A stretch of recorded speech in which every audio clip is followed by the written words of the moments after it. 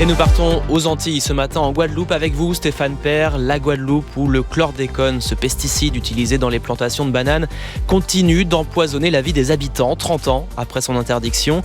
Et des ouvriers agricoles attendent toujours d'être indemnisés. Oui, direction le sud-ouest de la Guadeloupe, dans la commune de Capesterre-Belle-Eau, le berceau historique de la production de bananes sur l'île. J'ai rendez-vous avec Elin Jaffar, il a 58 ans.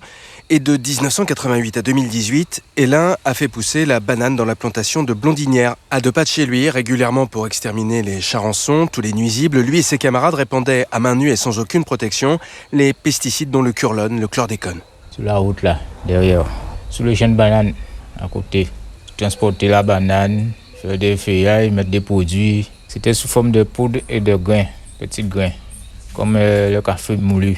Mais j'ai utilisé le Roundup, Basta, le Glone, le Régent, le Fusillade, le Mocap, surtout le plus dangereux, le Thémique, tout ça. On commençait le matin, on finissait vers midi, 13h. On n'était pas informés. Mais sur nous-mêmes, on ne savait pas.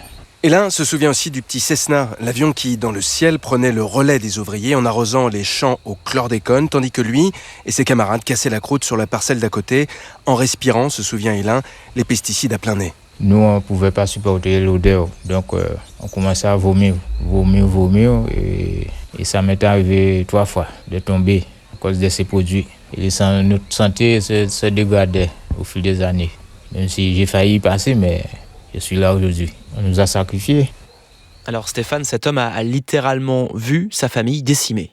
Oui, 3 de ses frères travaillaient dans la plantation. Il y a 15 ans, le premier est mort d'un cancer de l'estomac, le second d'un cancer du pancréas, le dernier a, comme lui, développé une tumeur de la prostate.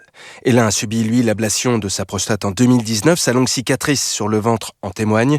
Un homme physiquement cassé, qui ne voit presque plus, mais vient de toucher en octobre dernier ses premières indemnités, 2 ans après la reconnaissance de sa maladie. Autour de 1 500 € par trimestre, il avait déposé son dossier début 2022. Stéphane, on évoque avec vous ce sujet du chlordécone et depuis 2020, les anciens ouvriers de la banane malades ont le droit d'être indemnisés sous condition, mais ils ne sont pas nombreux à faire la démarche.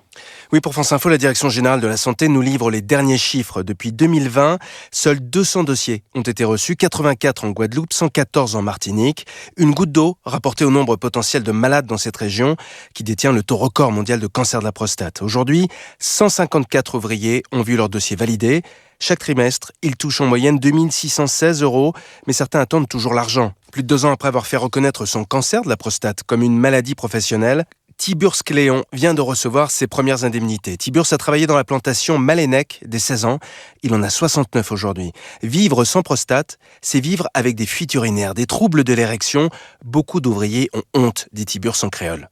C'est difficile, parce que ça prend temps. Il faut le dommage, papier. C'est difficile de se faire indemniser. Ça prend du temps. Il y a plein de papiers. Tu dois te soigner en même temps. Les médecins hésitent à reconnaître la maladie. Donc, si tu n'es pas encouragé, tu peux arrêter. Si tu n'es pas aidé, tu te décourages. J'ai des cousins, des collègues dans cette histoire qui ont déjà été opérés, mais ils ne font pas la démarche. C'est pas simple. Ils ont honte. Stéphane, qui aide ces victimes à franchir le pas pour être tout de même indemnisées ? En Guadeloupe, la CGT informe et aide les ouvriers à monter leur dossier. Pour eux, les pouvoirs publics ne font pas assez pour faire connaître et indemniser. Ils se reposent exclusivement sur des associations comme Phytovictimes, qui vient d'ouvrir une antenne en Guadeloupe. Mais l'association ne peut pas tout, explique Claire Bourrasso, l'une des responsables de Phytovictimes. Aujourd'hui, la loi ne permet pas de réparation autre que pour les travailleurs qui ont été exposés aux pesticides et les enfants qui ont été exposés in utero via une exposition professionnelle de leurs parents.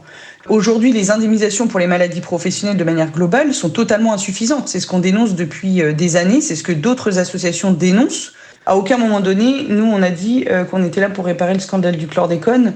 Donc je fais avec les moyens qu'on me donne et avec les moyens que j'ai, mais je ne peux pas faire de miracle. Au début de l'année, l'État a reconnu sa responsabilité dans ce scandale sanitaire via une loi qui, après l'Assemblée nationale, attend d'être votée par le Sénat. Dans la ligne de mire de ce texte incertain, l'indemnisation de tous les Antillais directement victimes du chlordécone, pollution des sols, de l'eau, des aliments. Selon les études, plus de 9 Antillais sur 10 sont porteurs du pesticide.